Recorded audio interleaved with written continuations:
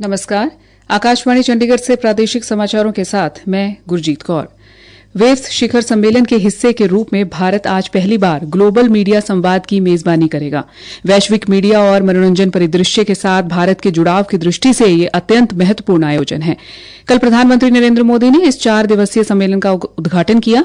सूचना और प्रसारण मंत्रालय ग्लोबल मीडिया संवाद का आयोजन विदेश मंत्रालय के सहयोग से कर रहा है। इसमें एशिया, यूरोप, अफ्रीका और अमेरिका के प्रतिनिधि मंडलों सहित 60 से अधिक देशों के भाग लेने की संभावना है। सर्वोच्च न्यायालय ने डॉक्टरों को मरीजों के लिए सिर्फ जेनेरिक दवाइयां लिखने का आदेश दिया है। राजस्थान उच्च न्यायालय पहले ही ये आदेश दे चुका है। दवा कंपनियों की मनमानी से जुड़ी एक याचिका पर सुनवाई करते हुए शीर्ष न्यायालय ने कहा कि यदि इस निर्णय का पूरे देश में पालन किया जाए तो इससे महत्वपूर्ण सुधार हो सकता है। सर्वोच्च न्यायालय की 3 न्यायाधीशों न्यायमूर्ति संदीप मेहता, न्यायमूर्ति विक्रमनाथ और संजय करोल की पीठ ने ये आदेश दिया। केंद्र ने किसान संगठनों के साथ 4 मई को होने वाली बैठक संदिग्ध कर दी है। केंद्र कृषि एवं किसान कल्याण मंत्रालय में संयुक्त सचिव पूर्ण चंद्र किशन ने किसान संगठनों को लिखे पत्र में कहा कि संयुक्त किसान मोर्चा और किसान मजदूर मोर्चा दोनों की मांग के अनुसार पंजाब सरकार के प्रतिनिधियों को बैठक में शामिल न करना अनुचित होगा। केंद्र ने दोनों मंचों के नेताओं से अपनी मांग पर पुनर्विचार करने को कहा है। साथ ही कहा है कि बैठक की अगली तारीख दोनों मंचों से जानकारी मिलने के बाद तय की जाएगी। भारतीय जनता पार्टी के प्रदेश अध्यक्ष पंडित मोहन लाल बड़ौली ने कहा है कि वक्फ संशोधित कानून से गरीबों का हक सिर्फ गरीबों को ही मिलेगा। पंचकुला में कल मीडिया से बात करते हुए श्री बड़ौली ने कहा कि वक्फ कानून से सबसे ज्यादा फायदा गरीब मुस्लिम भाई बहनों को ही होगा। उन्होंने कहा कि मोदी सरकार ने वक्फ संशोधन विधेयक 2025 के माध्यम से वक्फ की जमीनों के बेहतर प्रबंधन, पारदर्शिता व सदुपयोग सुनिश्चित किया है।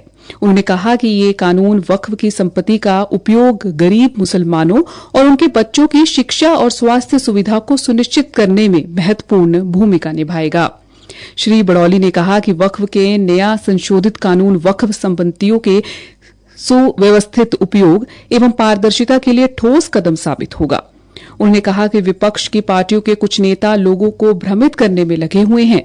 श्री बड़ौली ने कहा कि पहले वक्फ बोर्ड में भ्रष्टाचार होता था, लेकिन अब भ्रष्टाचार पर रोक लगेगी। मोदी सरकार ने डिजिटल माध्यम से वक्फ संपत्तियों के रिकॉर्ड को रखने की व्यवस्था की है ताकि वक्फ संपत्तियों के साथ छेड़छाड़ न हो सके।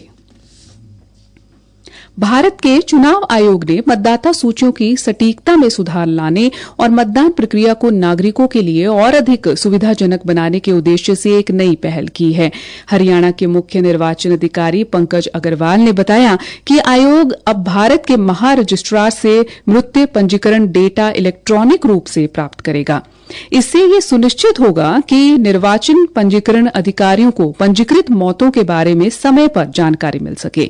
इससे बूथ लेवल ऑफिसर को फॉर्म 7 का इंतजार किए बिना क्षेत्र के दौरे के दौरान ही मृत्यु को पुनः सत्यापित करने में मदद मिलेगी। भारतीय रेलवे ने नई डिजिटल घड़ी के डिजाइन के लिए राष्ट्रव्यापी प्रतियोगिता की घोषणा की है। इस प्रतियोगिता से तैयार मानक घड़ियों को देश भर के रेलवे स्टेशनों और सभी प्लेटफॉर्म पर लगाया जाएगा। इस प्रतियोगिता में 3 वर्गों में प्रोफेशनल, विश्वविद्यालय के छात्र और स्कूली छात्र भाग ले सकते हैं।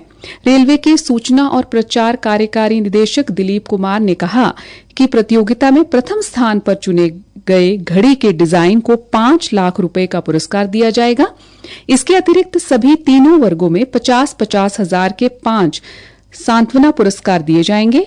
प्रतियोगी इस महीने के अंत तक अपने डिजाइन ऑनलाइन भेज सकते हैं। भारत ने जॉर्डन के अम्मान में पहली एशियाई अंडर 15 और अंडर 17 मुक्केबाजी चैंपियनशिप में शानदार प्रदर्शन करते हुए 15 स्वर्ण, 6 रजत और 22 कांस्य सहित कुल 43 पदक जीते हैं। प्रतियोगिता में भारत दूसरे स्थान पर रहा। कजाकिस्तान पदक तालिका में शीर्ष पर रहा। इसी के साथ ये समाचार बुलेटिन समाप्त हुआ। नमस्कार।